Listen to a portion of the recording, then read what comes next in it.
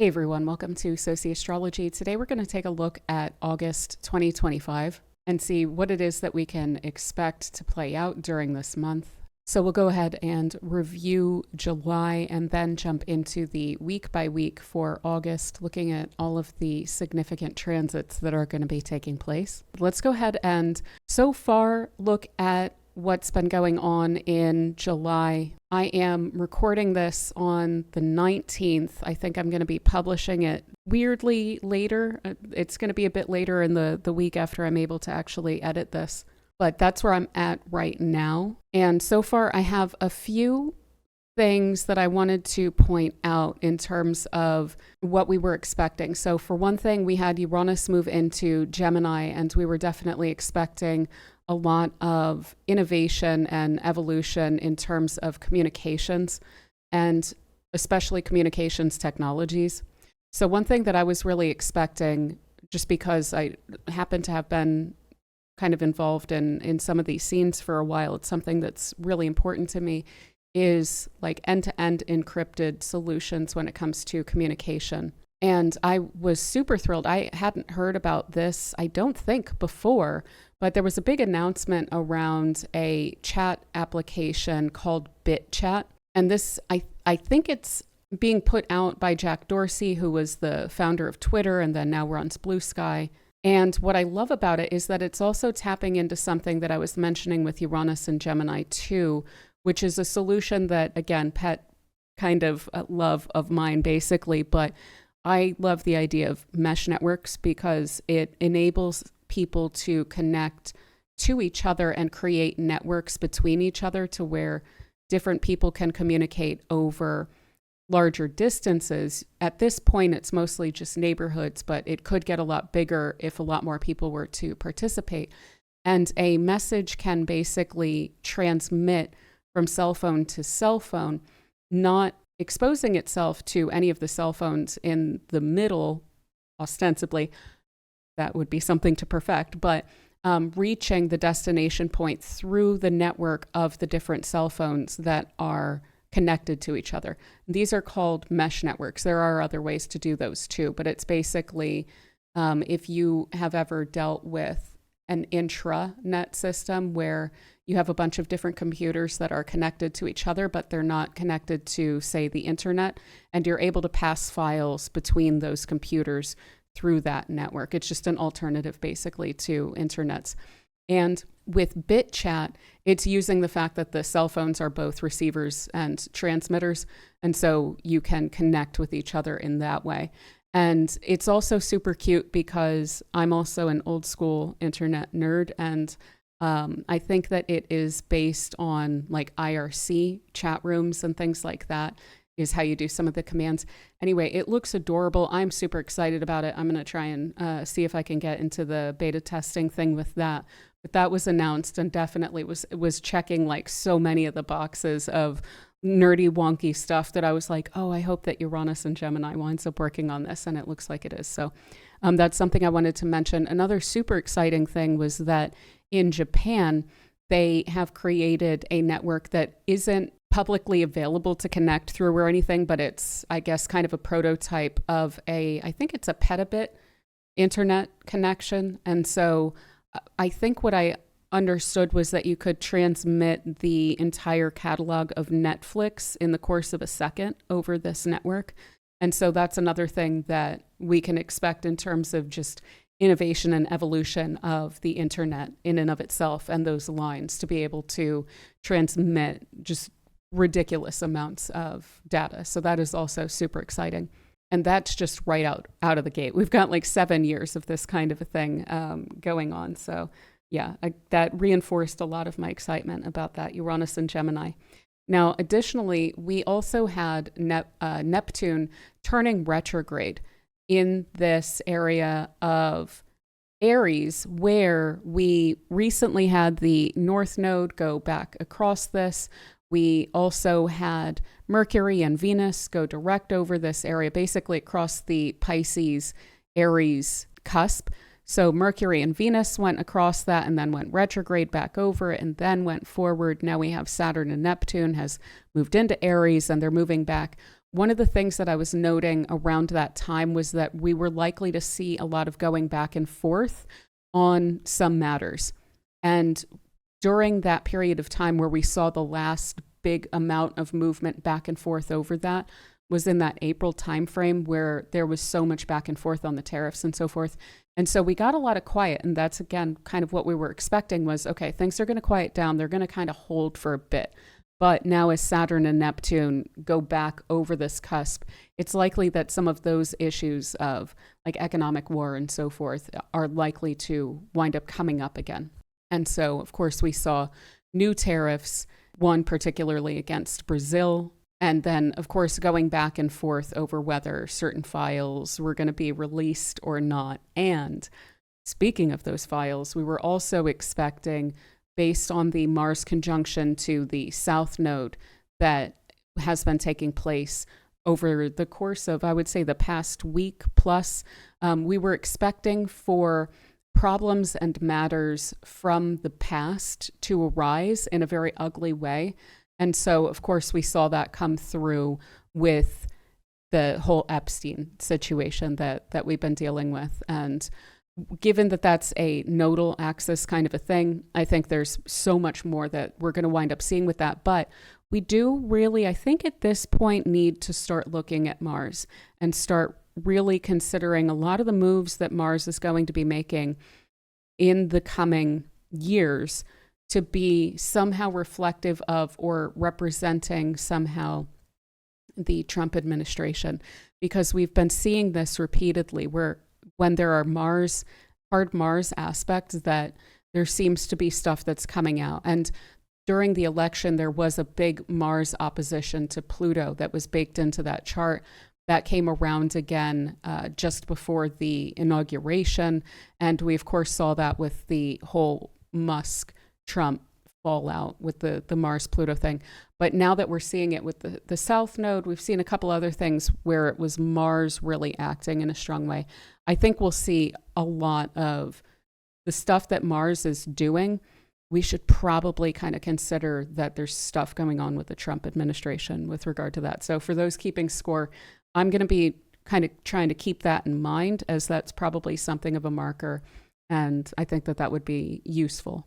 But given that it's only the 19th, and I really wanted to do this video a little later, but I am on like tight time frame, so I definitely needed to record this. We'll see what happens during the rest of the month, and then I will be, of course, recording the September episode, and I'm going to continue to keep track of what's going on toward the end of August here and take that down and refer back to it during the September forecast video, where we'll also be looking back at August. So with all of that said, let's go ahead and jump into August now. So the first couple of days of August stand alone. This is like weekend time, basically. So we'll take these in and of themselves. And so on the first, we have a couple of squares from Venus, as Venus is moving into Cancer.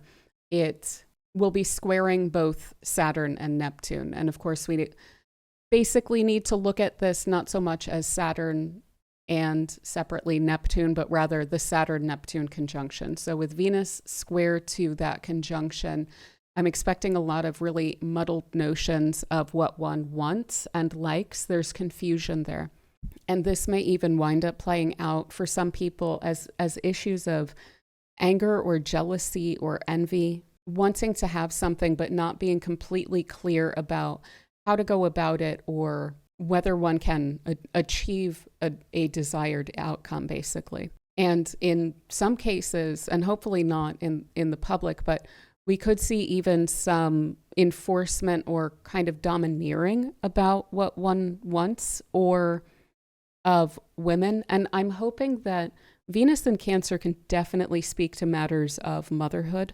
And so I'm hoping that we're not seeing public stuff going on about that isn't quite the most pleasant thing, but that really wouldn't surprise me with this kind of an alignment. But Venus can also represent financial concerns, and Saturn can bring in notions of that as well. So there could be matters of financial concerns or priorities that are going to be feeling like we need to address them. On a personal level, it'll feel like, okay, I need to sort this out. I need to get clear about this. But we could even see that on a national scale where there are some financial priorities that are being pointed out as problematic that need to be addressed, basically. But again, part of the problem here is that there's confusion that's also mixed into this because of Neptune's involvement.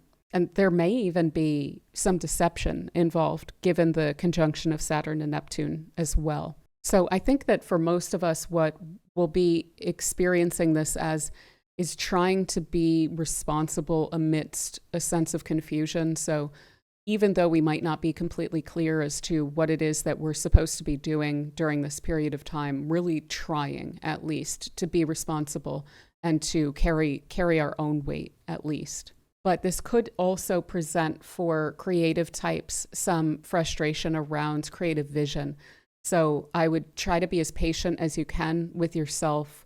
With Venus and Jupiter in Cancer, that will stir up some creative visions for sure, and we'll see that get nicer throughout the month.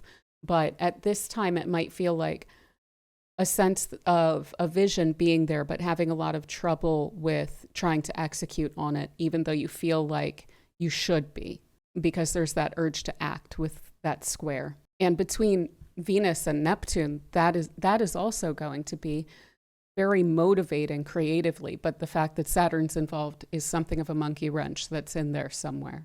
So it might be possible to push through that and bring something into form despite some level of frustration. But if it's getting to be a little bit too much, I would just try and be as patient with yourself as you can about those matters. It's not you, it's the transits. So yeah, that is on the 1st, and then things quiet down a bit. This is a rhythm that we're going to see throughout August. As I've been mentioning for recent months, it's kind of a rhythm that we're going to be seeing for a while, since we have in very close numbered degrees these outer planets here, is that we're going to see quite a few transits and aspects, and then things will quiet down for a week or two while another one of these inner planets is lining up with those outer planets again, and then it gets loud, lots of aspects, and then it quiets down. So this is one of those rhythms that we're going to be seeing. And here's a perfect example of that. So now, starting on the 6th, we have Mars entering Libra. And what's it going to do? It's going to then very quickly wind up aspecting all of these planets because they're in the early degrees of these other air and fire signs. So we're going to have Mars enter Libra, trine Uranus, oppose Saturn, oppose Neptune, and then immediately the following week, it will throw a trine to Pluto to wrap up that cycle. And we have the full moon in Aquarius that is also going to be taking place during this period of time. So we'll look at that in a moment, but let's first consider the fact that Mars is going to be in Libra for a little while here. So this is a sign that Mars doesn't particularly love to be in. It is in detriment in this sign because of the fact that Libra is opposite to the home sign of Mars, which is Aries. And so Mars needs to figure out how to be assertive within this realm, which is focused very strongly on fairness, justice, and consideration of various different parties. And so a lot of the action and assertiveness that we'll likely see come out most cleanly will be around matters of justice and fairness, attempts to even the scales.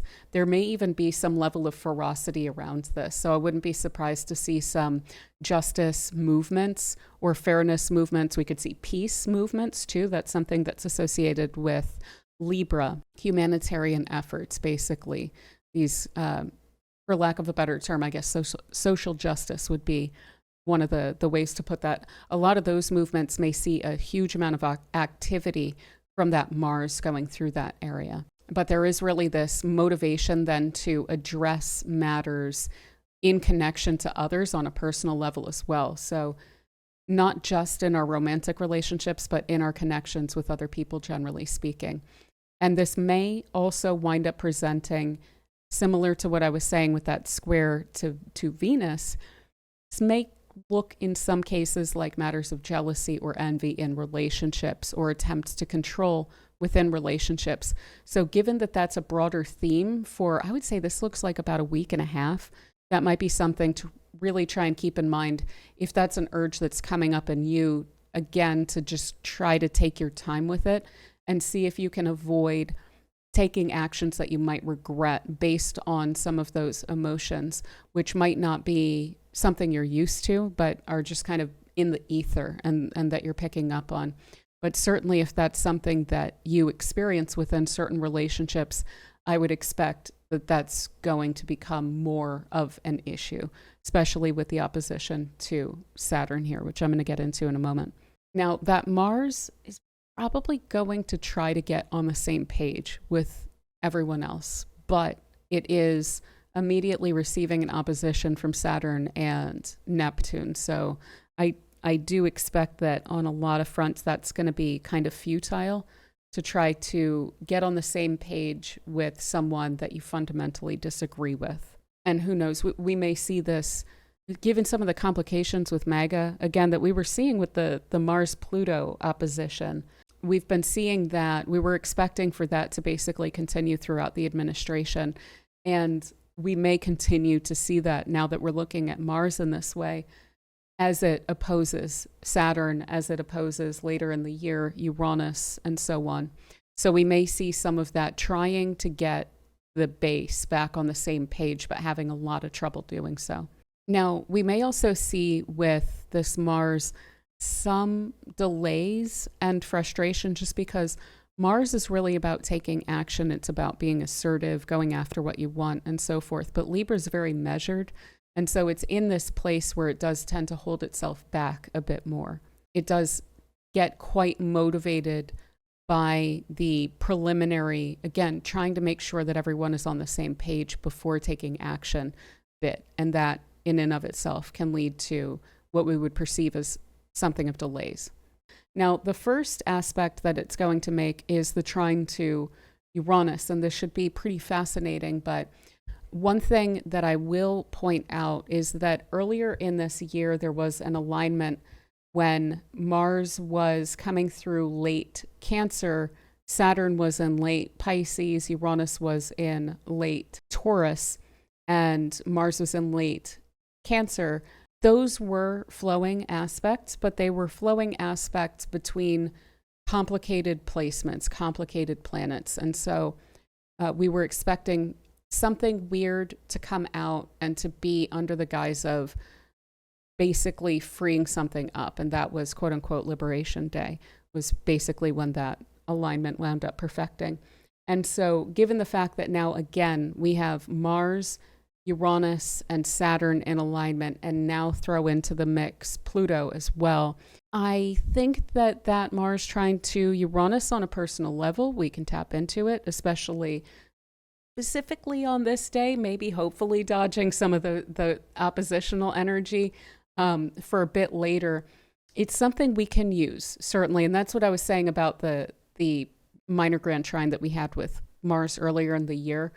It's usable. We can work with it. But when it comes to geopolitics and things like this, that I don't think it's going to be super great for. I think that this actually looks quite rough and like it's probably going to wind up embodying itself in at least one weird, stupid crisis. So when it comes to taking excited action, when it comes to staying really motivated intellectually or cerebrally, when it comes to being highly motivated to socialize or to connect socially, possibly even in groups, when it comes to a lot of motivation around communication. So if you are a writer, you can use this. Yeah, you might run into a pretty hardcore block there, but you'll probably also have some pretty interesting, innovative ideas that at least if you can take them down in idea form, then you can work after that opposition to Saturn and Neptune on actually bringing that into some form of fruition. But I would be taking down the ideas because this is, when it comes to mind, because of this Mars in Libra air sign, Pluto in Aquarius, Uranus in Gemini, this alignment in air is powerful as all get out. And so when it comes to, again, anything air related, which is mostly social and communicative, technology, learning things, that I think is all able to be tapped into powerfully. But when we're looking at this from outside of ourselves, right? One thing I pick up on from this is a matter of surveillance potentially could become a problem. Like there could be some surveillance technology innovation that we're either hearing about or that is being innovated during this period of time. When it comes to intellectual attacks or trying to take someone down a notch, that would also be supported by this. Also, the opposition with Mars and Saturn being in Aries, Neptune being in Aries, the fog of war, right? And then the opposition to Mars and Libra. Libra can be a very warlike sign at times. Yes, it represents peace, but it's interesting and strange because it can sometimes see things a bit black and white and an us versus them kind of an attitude. And we do see with military leadership a lot of Libra placements. So I wouldn't be surprised also if this is not just surveillance, but specifically war developments, some kind of an escalation, which happens just all too easily with all of those flowing aspects. War technology that is being either introduced or announced in some way, hopefully not through use. This could be rough on universities or schooling, generally speaking, with all of these air signs. Social groupings, there could be some laws that are established around social groups and conflict around that, conflict around authority, conflict around war and aggression. And there could, I hate to say, even be some weird, shocking violence or really twisted actions that are taking place through this too.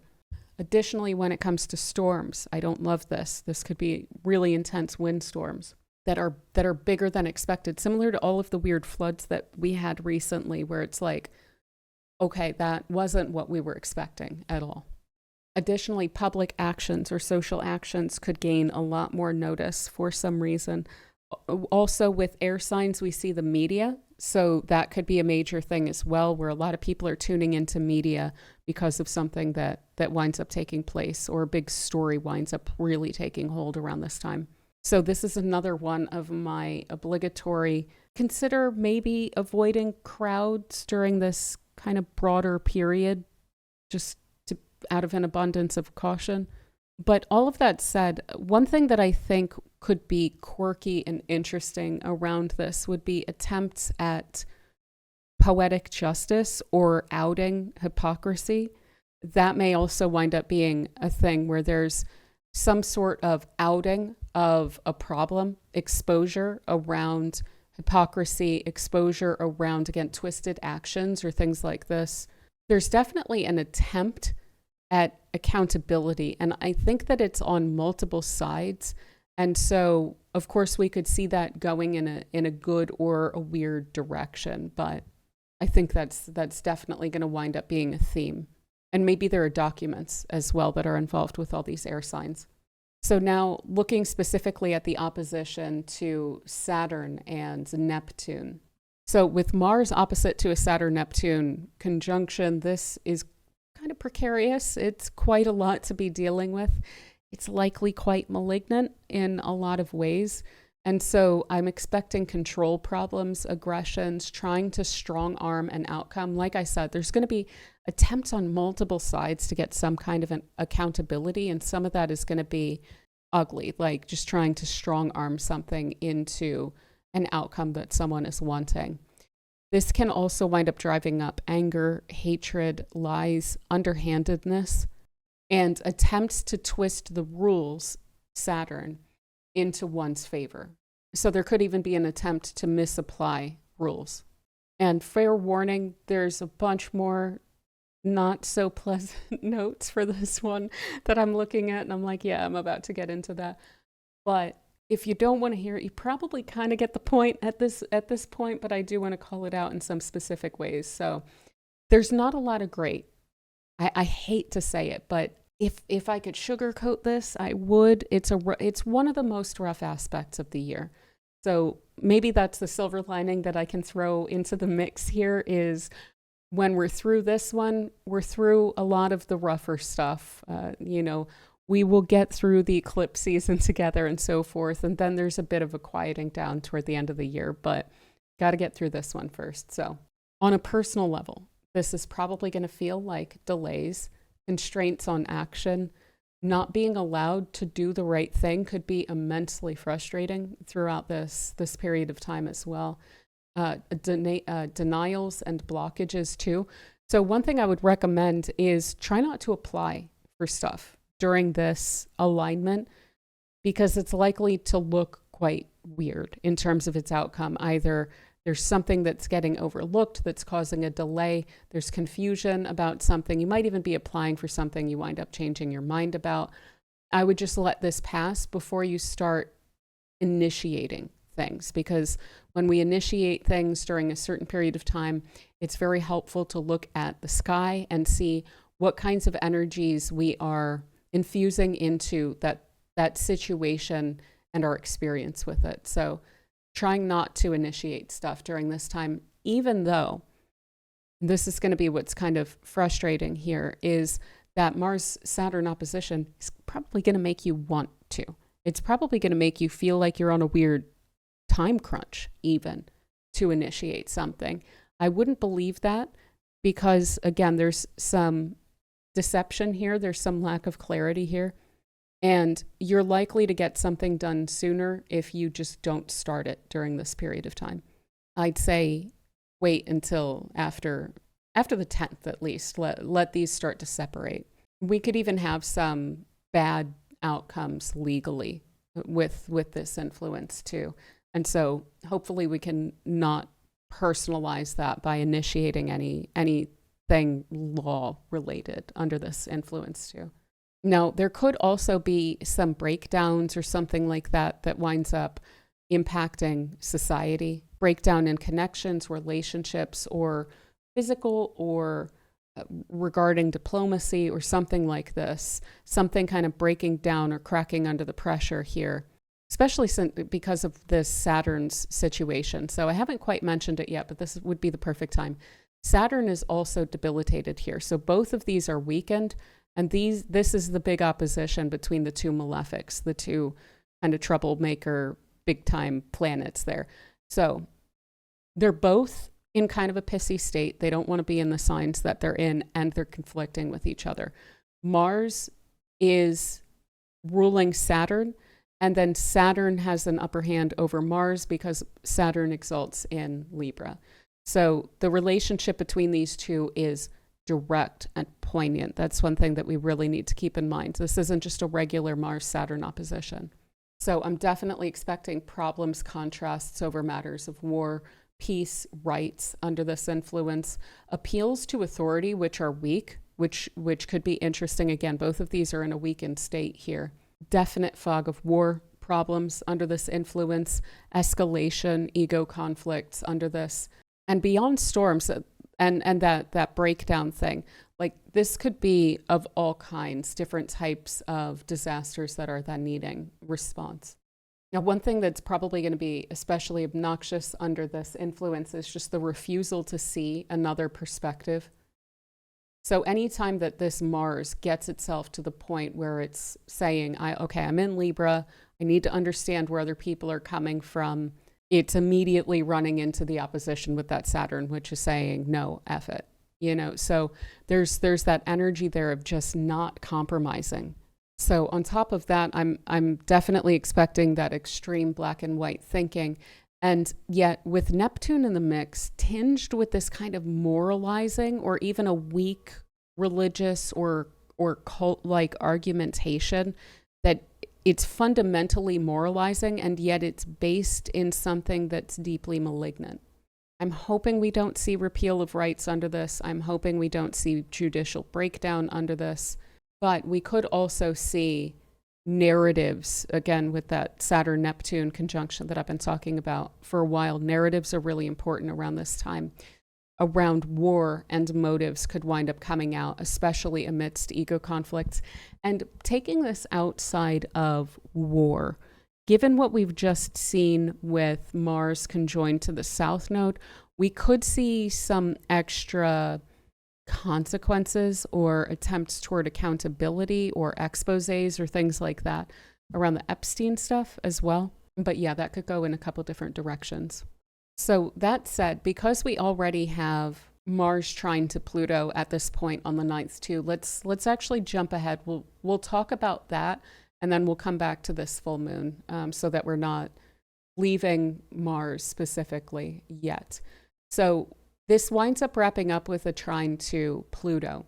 And so on the back end of this whole process, where there seems to be a weirdly open door and then a huge amount of conflict, on the back end of that, we're seeing major attempts to control institutions that are social in nature, as well as potentially the effective use of energies, especially in response to recent frustrations or untenable situations. There is an ability hugely to channel energy through this, but when we're dealing with Mars and Pluto, we are dealing with matters of control and power and things like this. And so on the one hand, it's likely that things are going to be channeled and controlled, but on which side is not entirely clear. So when we get into the mix, say around the 8th or whatever, and we're seeing something unfold, I wouldn't put my money necessarily on one side or another as to how an upper hand is going to be found. But with this, there's this intense ability to channel energies, to focus, to strategize. And so, like I was saying, if you have some really wonderful, like crazy creative ideas that are coming up for you throughout this process, this would be like around the 10th and beyond. That should be when it becomes a little easier to really tap into that and focus that and channel that. Now, on the plus side, this could represent some sort of a diplomatic breakthrough, possibly after something of a kerfuffle or an argument or what looked like it would go awry.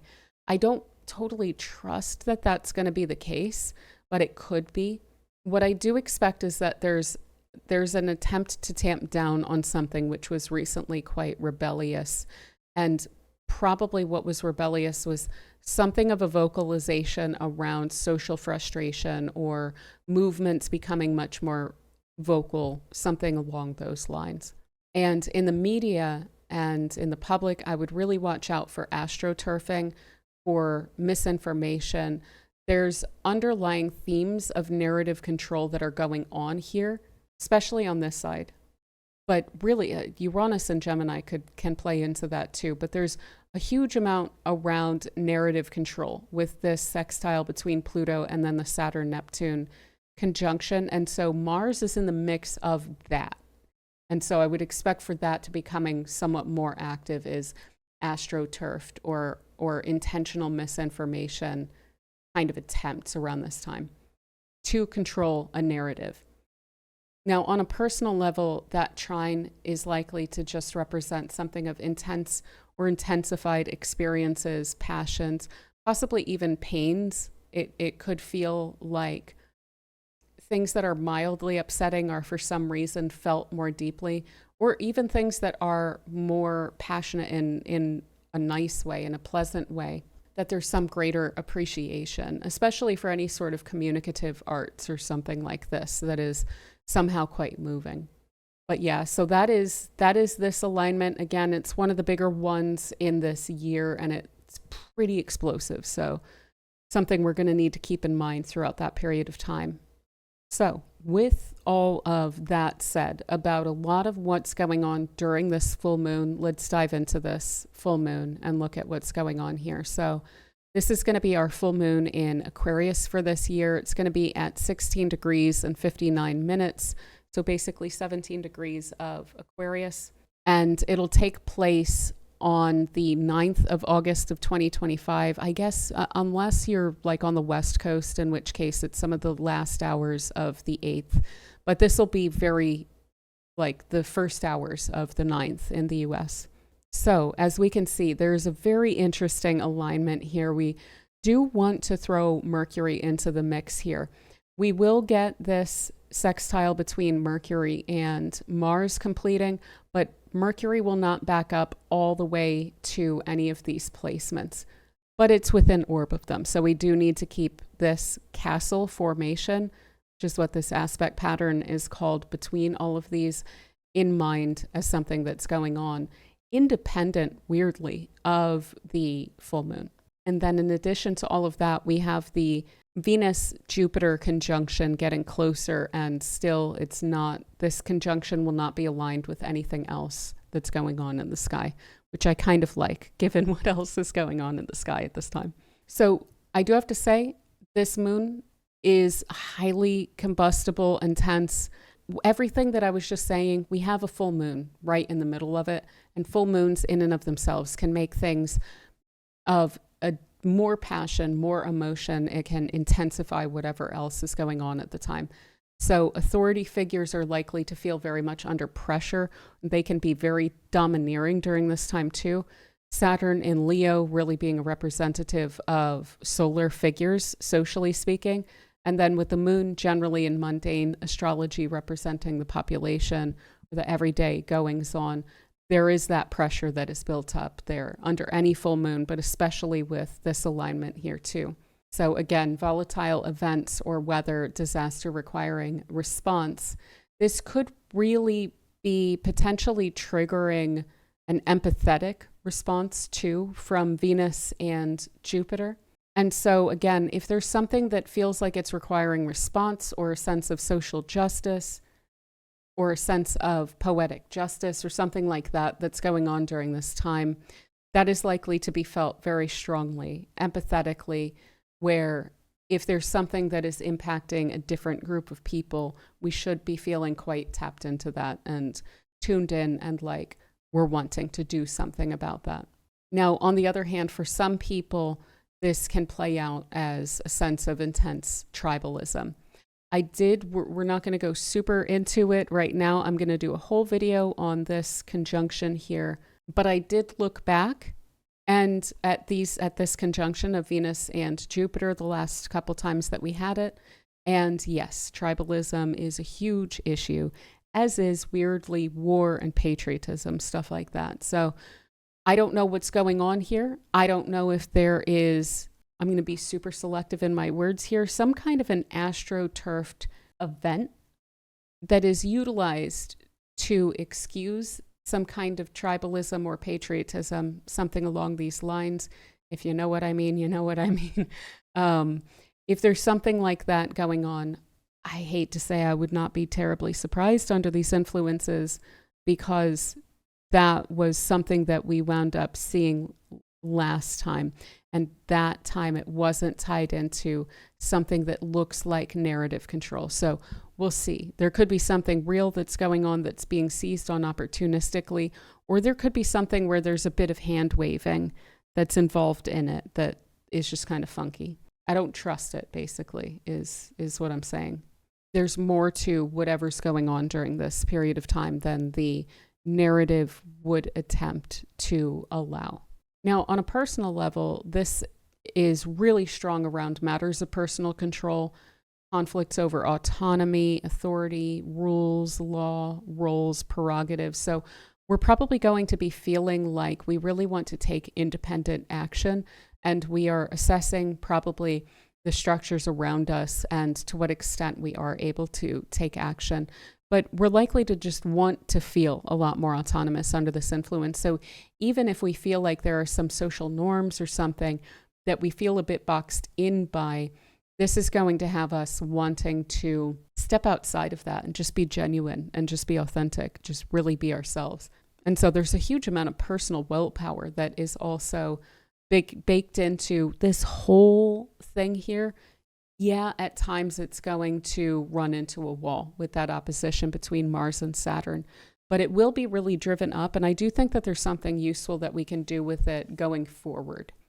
There's a sense under this full moon of an awareness of what really makes us unique, and even a passion around that, and a determination around being who we truly are, regardless of consequences or what other people may think. But again, with this, we could see a lot of arguments, confusion, and kind of twisted forms of control and authoritarianism. Again, I hate to say all of this. I would love to sugarcoat this as much as I can, but it's one of the weirder periods of time of the year. So again, that's going to be our silver lining. So we went ahead and covered this Mars trine to Pluto on the 10th already. On the 11th, finally in the mix here, we have Mercury going direct. So all of that was taking place while Mercury was also retrograde. Again, lots of lack of clarity around what was going on in the previous several days. But yeah, gaining a lot of clarity now with Mercury direct in Leo. We've done a lot of rethinking and reimagining around personal issues, around our sense of self, our sense of ego.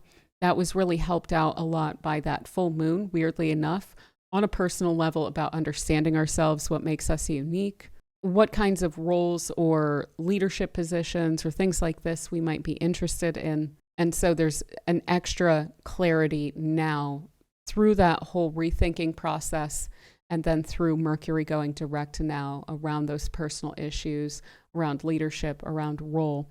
And there should be, from this point forward in August, much fewer delays.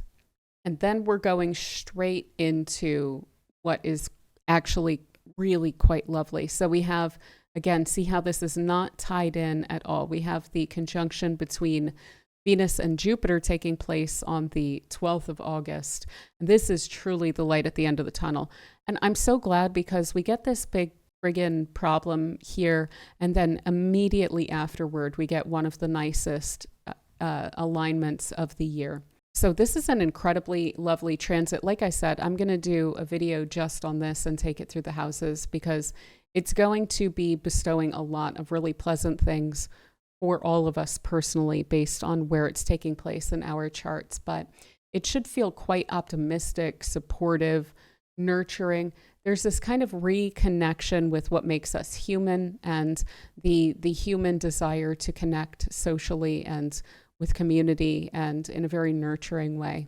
So this is also going to be kind of highly subjective with Venus and Jupiter in Cancer, personal experiences of joy. And one of the best uses of this would be to spend time either with people who are really close to you, or doing hobbies, doing creative work, taking some time out from the grind, giving yourself a bit of a break on the back of that Mars-Saturn opposition, to just come back to your sense of self and your sense of alignment with yourself or your community. And hopefully this is offering also a sense of belonging too, a sense of clarity around belonging. So like I said, this is an incredibly lucky and fortunate alignment too for all of us personally. It can definitely play out for all of us in terms of relationships and finance, as well as our sense of morality and belief. All of that should really be getting shored up by this. So it's really, again, one of the nicest transits of the year, and I've been looking forward to this one for quite a while.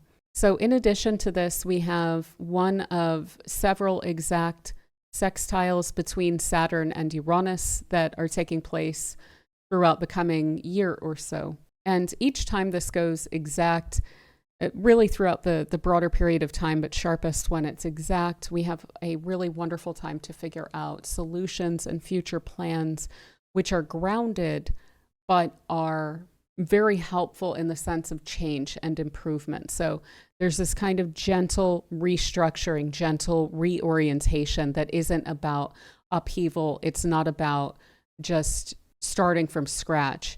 It's about starting from a place, a foundation that's already established, and trying to improve upon that then, and trying to feel liberated from some of the aspects of that you might not love. We may even wind up feeling quite liberated from a confusing or a confining situation. This does represent another bit of positive alignment along these lines, and represent something of a development marker socially. So when it comes to establishing new priorities, new institutions, new foundations, new systems and infrastructures within which to work, this is very clarifying along those lines. So even when it comes to like your routine, if that's something that hasn't been very satisfying or it hasn't been very grounded, this would be really helpful to create a structure or a foundation for yourself that doesn't feel super confining, that feels like it's actually quite sustainable for a while to come. This could also represent releasing some old plans and instructions or agreements, deciding to make a change and to release something that felt a little bit too confining.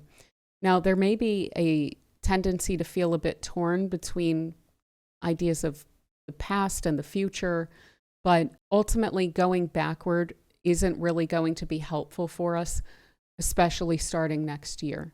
And the reason I mentioned that is Saturn is already retrograde, going back toward Pisces, where it was in recent years.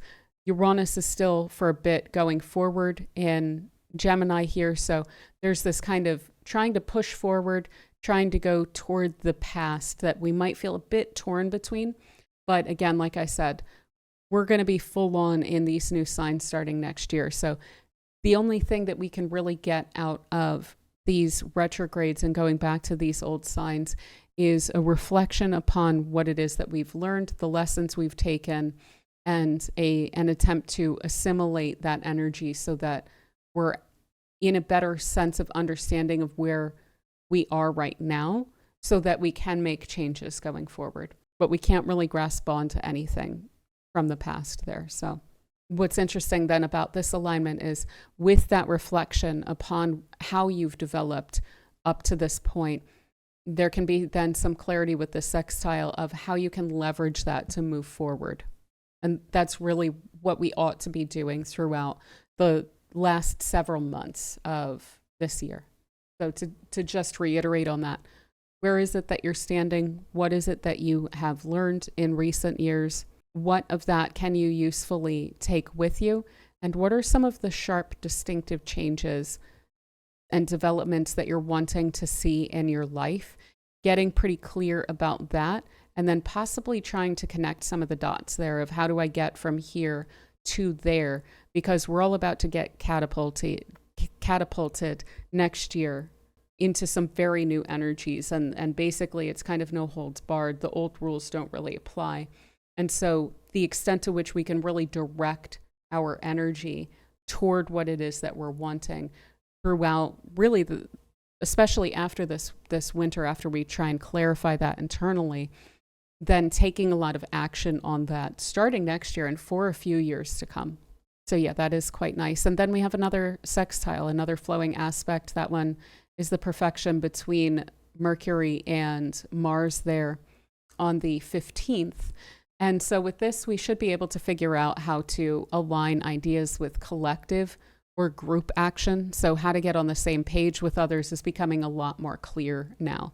If anything has been getting in the way of that, that should be letting up.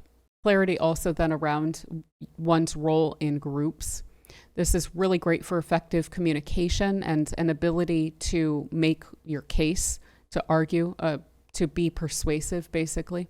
So it should lead to some really lively conversation as well. And you may want to utilize this alignment for that, especially any sort of conversations around plans or anything like that. I think that would be really cool. But yeah, this also winds up then helping a lot with assertiveness, especially we've got Mars in Libra, which can be pretty group oriented, but we do have this Mercury in Leo, which is pretty bold, pretty courageous. And so the sextile between them should really help a lot with assertiveness, but hopefully without too many ego attachments. But that can go both ways with that there. So moving on forward, we again have this Mercury sextile to Mars, which I was just speaking about. These two are aligning in a pretty funky way where basically what's happening is that because Mercury was just retrograde, Mars went past it and sextiled it. But Mercury is significantly faster than Mars. And so what it's doing is as it starts to go direct, then it catches up with and passes that sextile with Mars again.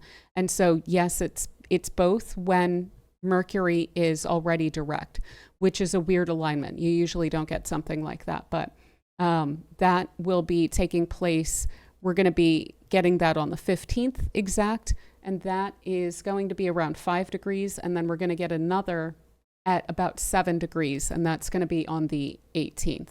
That I'm actually quite looking forward to. That looks good for planning. And that's right ahead of my move. So I will take it.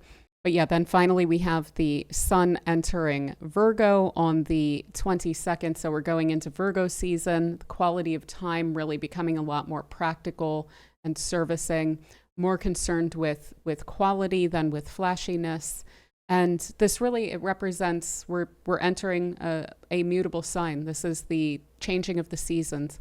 So this is harvest time, fruition, very helpful for effective planning and communication and clarity around information, organization, things like this. So there can be also with this a major desire to get out and connect with nature, to exchange with people, to contribute to matters, and especially to feel productive and useful on a personal level, and to also feel very aligned. So that is Virgo season starting. And then immediately we have a new moon in Virgo. I am additionally going to do a whole video about this because this is representing a black moon season, which is when we get, in astrological terms, it's when we get a new moon, 2 new moons in the same sign in a row. This is unusual, and it's especially unusual for this to be taking place with the second new moon in this phase is going to be an eclipse. So this is a very big deal. I'm going to be harping on Virgo for a while. We need to be paying attention to where this is in our charts because we're up for a surprising amount of change, probably faster than we would wind up expecting. So this new moon and then all of the eclipses. So for 3 moons in a row, I'm going to be taking them all through the signs because they're very significant. So we have that new moon in Virgo at 0 degrees and 23 minutes of Virgo. That is taking place on the 23rd of August. And that again is going to be last hours of the 22nd on the west coast of the US. And then basically around midnight on the eastern kind of areas of the US. So we have this new moon taking place at 0 degrees of Virgo. The next new moon will be around 28, 29 degrees of Virgo, and that's going to be an eclipse. So this one is aligned in a funky way. Remember how I'm saying every time we get something going into the early degrees of a sign, it's aligning with everything. This one is aligning in one of the strange ways where it's only rough aspects or complicating aspects. So we have a square to Uranus in Gemini. And then technically, I never turn on the minor aspects. I will when I'm taking this specific new moon through the houses, just point it out. But for now, take my word for it. There are technically 2 quincunx aspects that are quote unquote minor aspects from the new moon to Pluto and to the Saturn Neptune conjunction. And then we have the square. So this is aligned in a very irritated way. And so there could be some really major informational conflict. So information warfare, again, we've got that Saturn Neptune conjunction, could be narrative warfare, bad information potentially getting released, or discomfort with the reality of power dynamics and the transformation that those are going through during this period of time. And what I expect for a lot of us, unfortunately, to be feeling, hopefully not insomnia. I know this is around midnight in the US, so it could be for a lot of Americans, a lot of insomnia and feeling just itchy, but there's this kind of agitated or irritated kind of nitpicky energy to this new moon. And there could then also be attempts to use or thwart the letter of the law. So again, it's complicated aspects. I wouldn't be surprised to see the letter of the law be used against the spirit of the law, as we've kind of seen in certain aspects or certain situations recently. We may see some more of that, but there could also be an attempt to be really nitpicky and use the letter of the law to support the spirit of the law and really get into the nitty gritty and kind of try to gotcha in a way that is actually how the law was intended to be used. Now, there could be some shocking information or disclosure, and certainly some arguments, even yelling. Yelling might be a thing that we wind up seeing too. And a lot of that is because of the square to Mercury, or the square to Uranus, which is in Gemini. This new moon plus this Uranus, all ruled by this Mercury here. And in fact, Mercury and the sun are in each other's signs.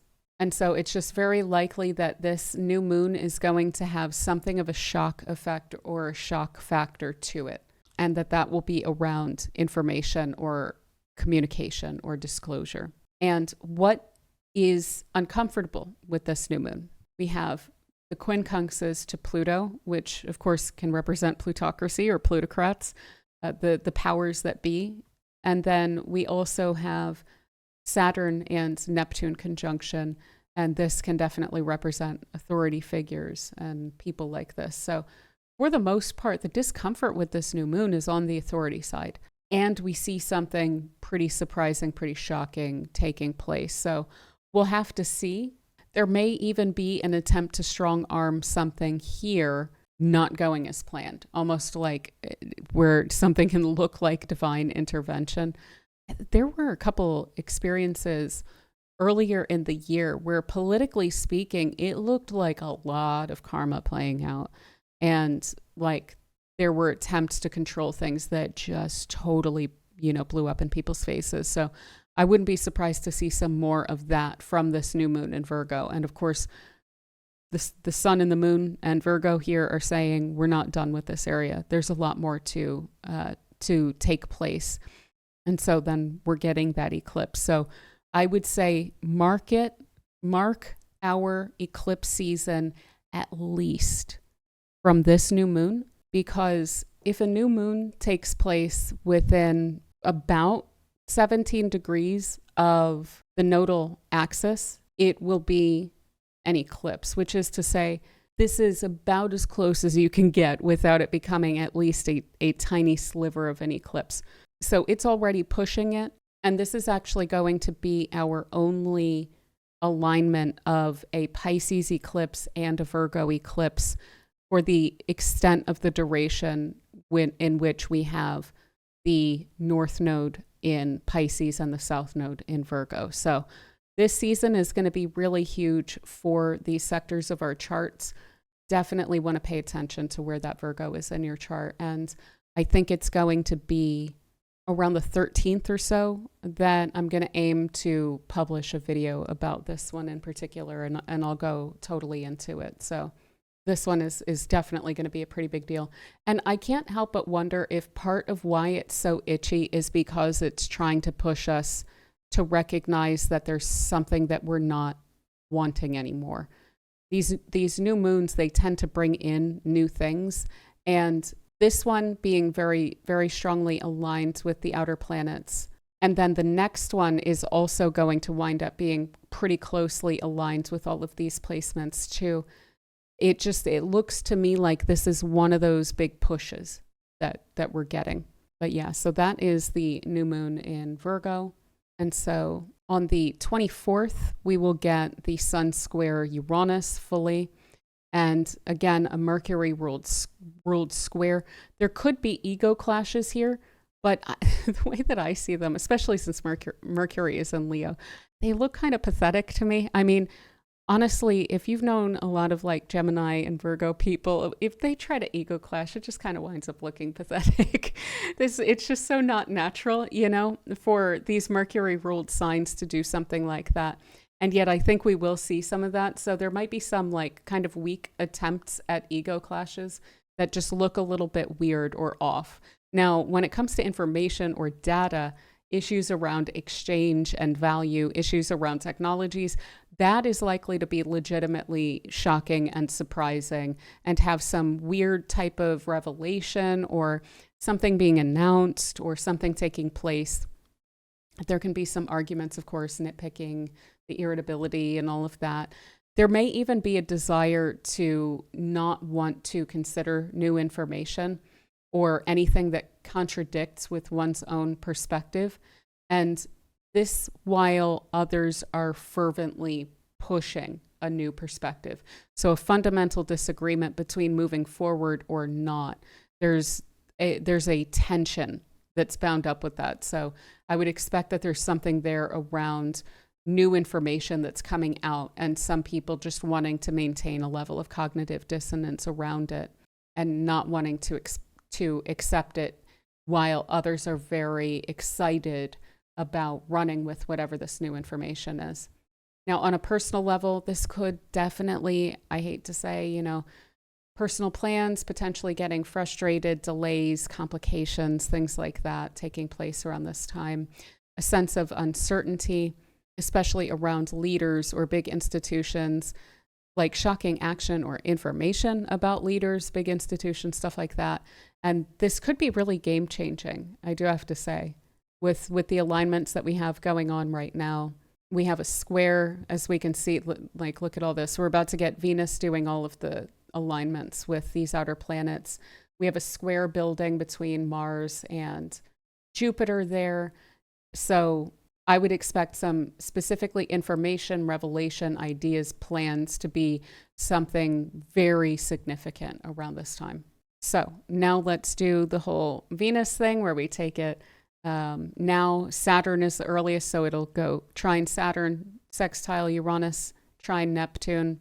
And this we're going to treat as pretty much one thing, and then oppose Pluto finally, and it will be in Leo. So let's go ahead and look at this. There is, with Venus in Leo, the return of a really bold, kind of dramatic, dynamic energy that was just recently let up upon by the sun moving into Virgo, or coming back into that kind of energy more so. Excitability, impulsivity could be a major thing, like I desire it, I want it, I'm going to go after it, just boldly, and with all confidence that this is what I want, so this is what I'm going to get. And there can be a really wonderful aspect of self-appreciation, self-love. This can go towards self-aggrandizement, certainly, but for most of us, it'll just be kind of shoring up our sense of just appreciation of ourselves, generally speaking. This is also a very glamorizing and fun-seeking, adventure-seeking kind of Venus too. So a lot of that energy there. Also, leading women can be very significant with Venus and Leo. The leadership of women being kind of center stage and discussed quite a bit. So with all of these alignments, what I'm really expecting to take place throughout this period of time is that leading women could be really causing a stir among powerful forces. So there could be a women's movement that is really mixing things up, or there could be women leadership that are making some very substantive moves. There could be, of course, attempts to control women, but I don't think that this is the energy you would want to do that under. And I'm also expecting then some really bold leadership for new solutions. And part of that is probably going to be supported by a sense of glory for oneself, a sense of legacy for oneself that is being sought by that Venus. There is also with this, especially that opposition with Pluto, some sense of personal empowerment, again, around the power of being innovative, of being unique, of being very authentic, again, going after what one wants, not giving up easily, a sense of dedication to one's desires, as well as a sense of dedication to one's imagination. There's this deepened sense of creativity, which is individual and very proud under this influence that I really like too. So creative potential really running high. We could see some new styles or dramatic fashion as well throughout this time. And really we could run with that pretty much across any sort of entertainment industry, something new, dramatic, bold, coming out and making a lot of waves. We could even see some stories or some cultural aesthetics taking on a kind of cyberpunk or similar aesthetic as well. That's edgy, in addition to being bold with that Pluto in Aquarius. But of course, we could also definitely see some ego conflicts with this as well. And there may be some women that are in the mix with all of that too. But yeah, this is like, in terms of values and desires and aesthetic, this is tapping into now the energy of the zeitgeist and the development of that. And that Venus is primarily setting its sights on that Pluto, a sense of power, control, depth of regeneration, depth of collective influence and collective empowerment as well. And so it's really tapping strongly into that in in an almost challenging it kind of a way to bring that into a Venus and Leo. So I think it's going to be kind of fascinating. In terms of pop culture, I expect for it to be quite interesting. And then we are getting at the end of the month now. On the other side of that, all we have is a sextile between Uranus and Neptune, and I love this one even more than the sextile between Saturn and Uranus. This one is so fundamentally imaginative, deeply creative, deeply innovative, not accepting any sort of rules or structures, confinements, restrictions on what one can imagine to be true, and being really inspired and believing that that can become real. Saturn has no say in this. To have these two directly in contact with each other, these are the two that are most likely to subvert the Saturnian constraints or restrictions or boundaries on certain things. Now, Saturn doesn't always have to insist on those things, and it doesn't always. With traditional astrology, before we discovered these outer planets, Saturn did often represent what was outside of the social norm, what was the innovator, what was beyond that convention. So it was already speaking to the innovation that laid beyond it that we hadn't seen yet. But when Uranus and Neptune get together in these ways, it's fundamentally infusing the ether with so many innovative, wonderful, beautiful ideas that we can all really tap into. So really strong creative impulse that if you are a creative type, if you're a writer, if you rely in any way on inspiration, if you want to make a speech or something like that, even if you want to give a presentation, this is a really awesome influence to do that under, because it's not the most it's not disruptive in a rough way. It's that you can tap into a disruptive energy to get something that is innovative or new or outside of convention to be well accepted. So innovative cultural material, also something that we can work with quite a bit. And Venus and Leo is also totally going to be tapping into this too. So bringing that even into pop culture as well, aesthetic culture, culture around values, society, how we connect with people, how our relationships go. This could be some really wonderful innovations on romantic relationships. I know that's been an area of frustration for so many people in recent times, is just mismatched expectations with people, especially with the opposite sex, I hate to say. But this can also then help us to really imagine new futures, to break those confines of what's possible. So cultural breakthroughs, new ideas, evasion even. This could be quite evasive of confines, rules, norms, standards, expectations, things like this. Especially, again, social expectations of behavior. And I don't think that this is going to go primarily malignant. I think that this is going to go primarily really exciting and fun. Rather than having Mars in the mix, we're now dealing with Venus in the mix. So we do need to look at this as something a lot more helpful than what we were dealing with before. This is, to use a term that I'm sure is going to be going around, this is good trouble. So we saw the protests that are going to actually be taking place during this month, in fact. The Mars opposition, that looks more like it could go very awry. This, to me, looks like some really wonderful, very beautiful disruptions to the status quo. So really seeing and perceiving things that typically can't be seen. I'm expecting a lot of statements or cultural events that call things out and that make it so that you can't unsee or can't unhear the statements that have been made. And then I would expect a lot of that as well to be statements on hypocrisy, sycophancy, things like this. So cultural beliefs that are BS and that are outdated, I would expect for this whole alignment to really be calling that out.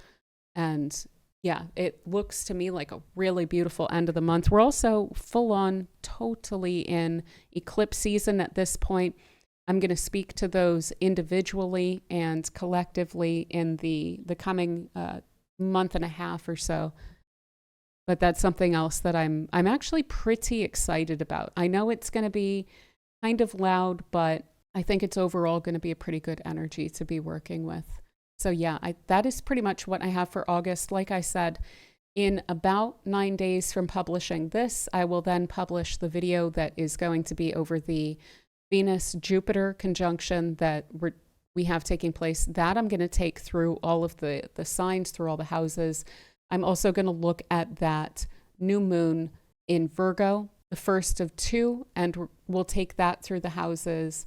We'll start to look at the eclipses as well by the end of August too, and taking that through the houses too. So yeah, thank you all so much for spending this time with me. I hope that this was helpful and understandable. I hope it wasn't too much of a bummer right in that 8th, 9th, 10th time frame of the month, but it does end on a really nice note. So I hope that this month treats everyone super well. If you don't mind hitting the thumbs up button, I would greatly appreciate that too. It helps to spread the video around, and do consider subscribing for future videos. Like I said, I'm going to take some of these alignments through the houses in the coming couple of weeks. So something to kind of look forward to here. And of course, thank you so much to the members of this channel for your support of the channel. So thank you so much to Angel Nibluck, Michelle Howell, JJ, Deborah Keel-Leavitt, Gary A., Startlingly True, Patrick McKenney, Jody, Anne-Marie, C. Rezer, Peace Out, Maria Cyril Hyro, Rachel Windholtz, Lisa S., Aya, the Z-Man 1291, Lynn Newman, Long T. Standing, the Nelson Cat Maya, Connie DiMartino, Dolly Geezy, Mango JT, B Love, Grace, Psyche Lloyd, Noah, Aquarian Antiquarian, Susan Martin, Jonathan Mason, Chad Wiseman, Ezekiel David LaRosa, On the Road, Adrienne K., Chris Wall, Light Warrior 999, and Astrology Party. Thank you so much. Much love to you. And to everyone, again, I hope you have a beautiful month, and do be good. Talk to you later.